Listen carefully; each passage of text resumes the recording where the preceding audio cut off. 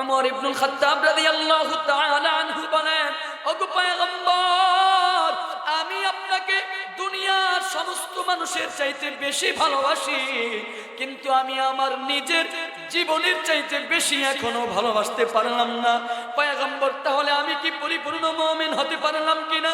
নবীজি জানায় দেন, ওমর, কসম করে বলি সেই সত্তার যার হাতে আমার জান প্রাণ, বলে যতক্ষণ পর্যন্ত তুমি তোমার নিজের জীবনের চাইতেও বেশি আমি পয়গম্বরকে সব কিছুর চাইতে বেশি ভালোবাসতে না পারবা, এরে ওমর, ততক্ষণ পর্যন্ত পরিপূর্ণ মুমিন হতে পারবা না। আওয়াজ করে বলেন আল্লাহু আকবার। তাহলে এই হাদিস থেকে স্পষ্ট শিক্ষা হলো, আপনার আমার পয়গম্বরকে দুনিয়ার সব কিছুর চাইতে, এমনকি নিজের জীবনের চাইতেও বেশি ভালোবাসতে হবে। আওয়াজ করে বলেন, রাসূলকে ভালোবাসি কি বাসি না? ওরে বন্ধুরা আমার, এবার পয়গম্বরকে ভালোবাসার নমুনা কি? ক্বালা রাসূলুল্লাহ সাল্লাল্লাহু আলাইহি ওয়াসাল্লাম, মান আহাব্বা সুন্নতি ফাকাদ আহাব্বানি ওয়া মান আহাব্বানি কানা মাই ফিল জান্নাহ। পয়গম্বর আরবি সাল্লাল্লাহু আলাইহি ওয়াসাল্লাম জানায়া দেয়, বলে যে ব্যক্তি আমি রাসূলের সুন্নতকে মুহাব্বত করলো, মান আহাব্বা সুন্নতি, বলে যে ব্যক্তি আমি পয়গম্বরের সুন্নতকে মুহাব্বত করলো, ভালোবাসলো, ফাকাদ আহাব্বানি, সে যেন আমি রাসূলকেই ভালোবাসলো। ওয়া মান আহাব্বানি, আর যে ব্যক্তি আমি পয়গম্বরকে ভালোবাসতে পেরেছে, কানা মাই ফিল জান্নাহ, বলে সে যেন আমি রাসূলের সাথে জান্নাতে থাকতে পারে। বলেন সুবহানাল্লাহ। তাহলে আমরা আমার পয়গম্বরের সাথে জান্নাতে থাকতে চাই কি চাই না? কারা কারা রাসূলের সাথে জান্নাতে থাকতে চাই? একটু আল্লাহু আকবার বলেন না।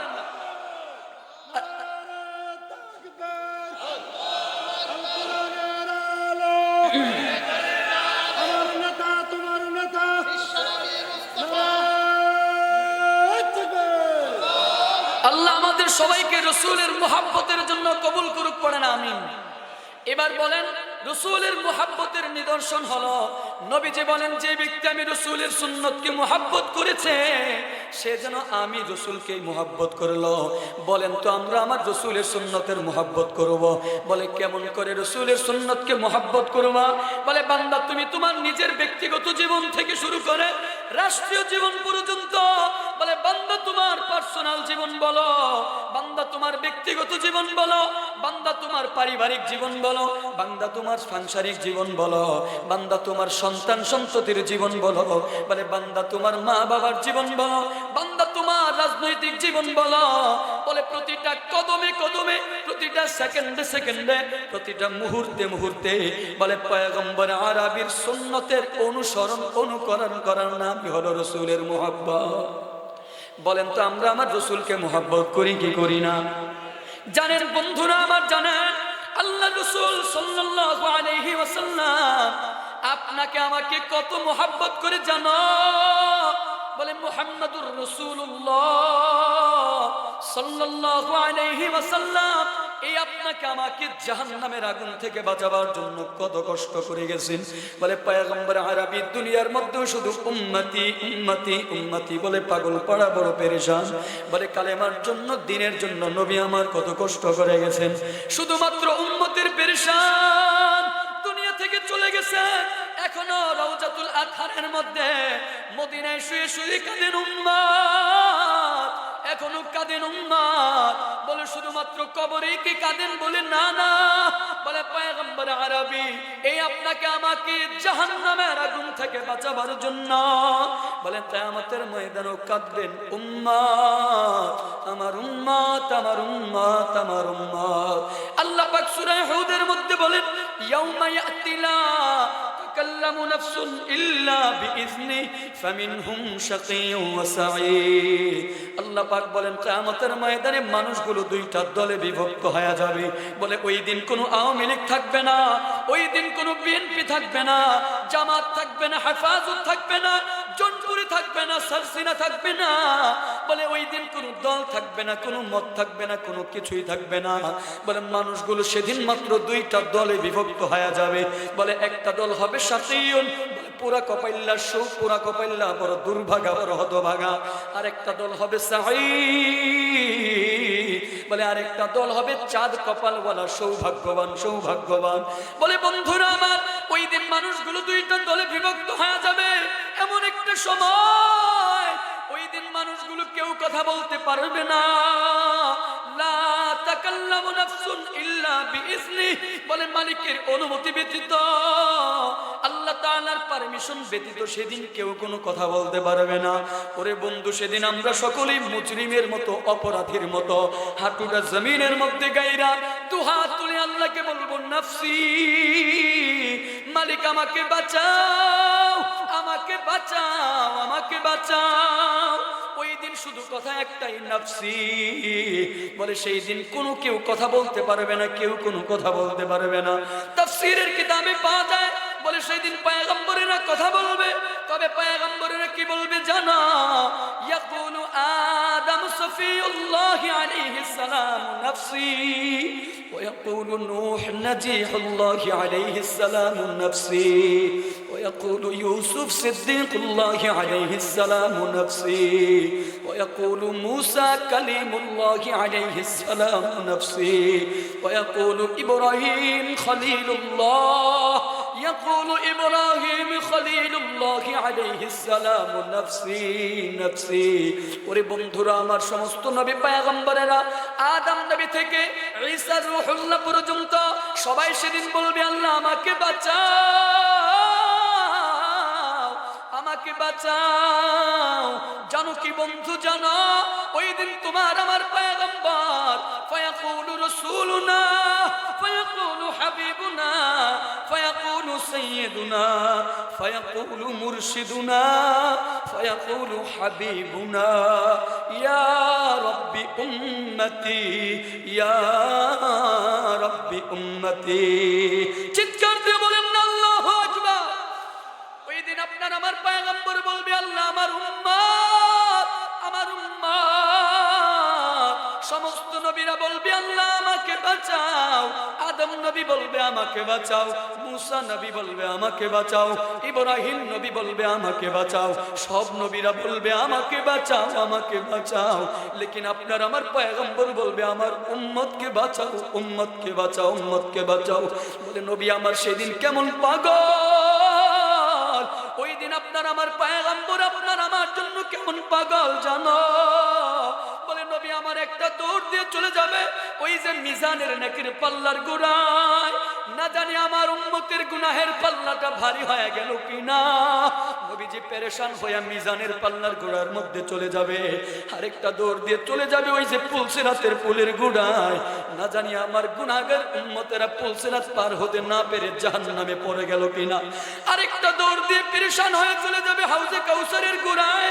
না জানি পানি পানি করে করে আমার উম্মত হাউজে কাউসারের গোড়ায় গেলে ফেরেশতারা দূর দূর করে তাড়ায়া দেয় কিনা। নবী আমার পাগল পারা হয়ে আবার দৌড় দেবে সাতটা জাহান্নামের গোড়ায়। না জানি আমার উম্মতকে জাহান্নামের ফেরেশতারা টাইনা টাইনা জাহান্নামে ঢুকায়া দেয় কিনা। নবী যে পাগলের মতো ঘুরবে, পেরেশান হয়ে যাবে। ওই দিন নবী আমার ডাক দিয়ে বলবে, আবু বকর, এরে ওমর, উসমান, আলী কই? আসো আসো, দুনিয়াতে তোরা আমার সাথী ছিলি, দুনিয়াতে তোরা আমার সঙ্গী ছিলি।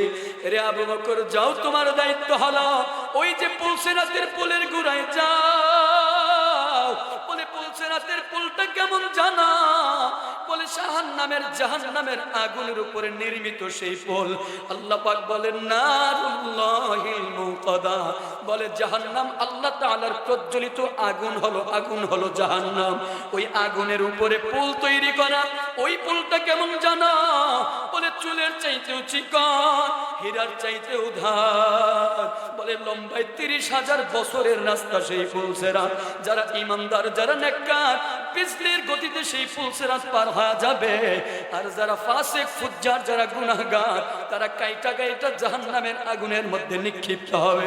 নবীজি ডাক দিয়ে বলবেন, আবু বকর যাও যাও, যায়া দেখো, যদি দেখো আমার কোন গুনাহগার উম্মত পুলসিরাতের পুল পার হইতে পারে না, যদি দেখো কপালে উম্মতে মুহাম্মাদের ছাপ লেগে আছে, যদি দেখো কপালে নামাজের ছাপ দেখা যায়, যদি দেখো কপালের মধ্যে রোজাহের ছাপ দেখা যায়, যদি দেখো কপালে মিলাদের দরুদের ছাপ দেখা যায়, এরে আবু বকর তোমার দায়িত্ব হলো আমি পয়গম্বরকে একটাবার খবর দিবা,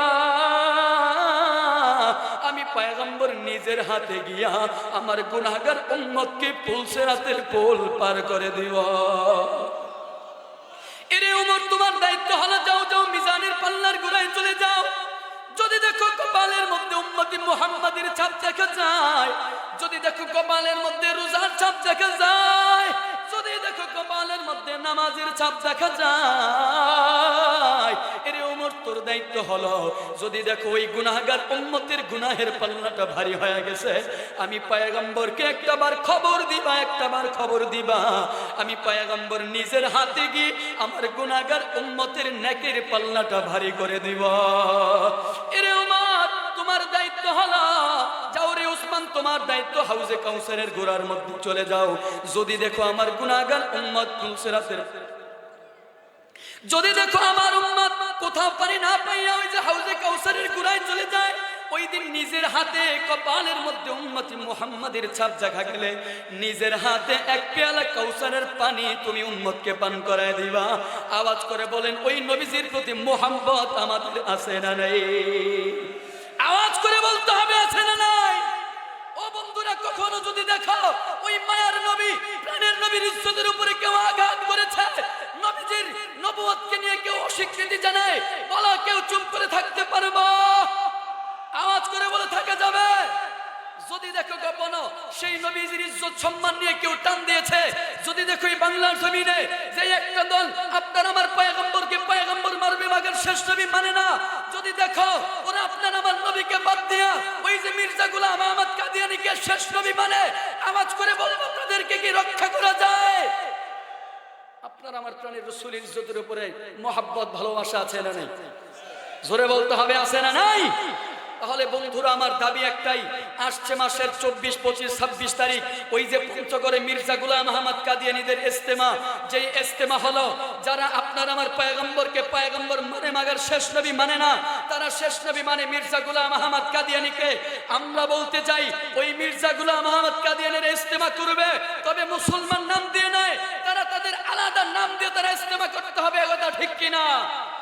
যদি তারা মুসলমান নাম দিয়ে ইজতেমা করতে চায়, প্রয়োজনে আমরা সারা বাংলার মুসলমানেরা মুফতি ডক্টর সৈয়দ এনায়েতুল্লাহ আব্বাসীর নেতৃত্বে, মুফতি ডক্টর সৈয়দ এনায়েতুল্লাহ আব্বাসীর নেতৃত্বে ওই ইজতেমাকে বন্ধ করার জন্য রক্ত দিব, জীবন দিব, কথা কেন ঠিক কিনা? কারা কারা তৈরি শুধু হাত তুলে আল্লাহকে দেখায়া দাও।